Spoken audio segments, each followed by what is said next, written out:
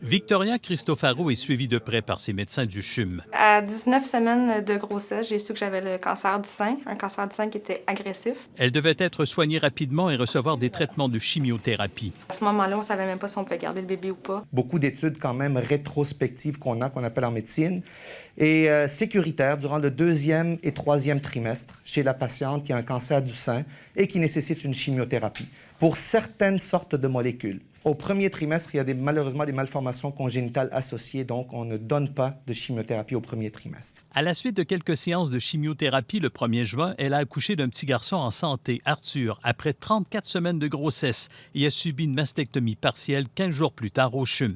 Il est né à 4,7 livres, fait que c'est un super beau bébé pour un bébé chimio. Puis il est pleinement en santé. Là. On a été hospitalisé 3 semaines avec lui aussi parce qu'il n'était pas capable de boire. C'est la seule chose qui était négatif. Il lui reste maintenant quelques traitements de chimiothérapie et de radiothérapie. Mélissa Thibault fait aussi face à la maladie. Moi, j'avais une masse dans mon sein droit depuis plusieurs années. Ils m'ont diagnostiqué un cancer du sein. Et en même temps, par le fait même, j'ai appris aussi que j'étais enceinte. Elle a subi l'ablation d'un sein et à 16 semaines de grossesse, elle apprend avec soulagement qu'elle n'aura pas besoin de chimiothérapie et de radiothérapie. Il a enlevé un ganglion, puis le ganglion est normal. Il n'y a pas de métastase dans le ganglion. Fait que c'est vraiment des excellentes nouvelles. C'est un gros poids qui tombe sur mes épaules. Je vais pouvoir continuer la grossesse de belle façon. Son bébé se porte bien. Elle va accoucher en mars prochain.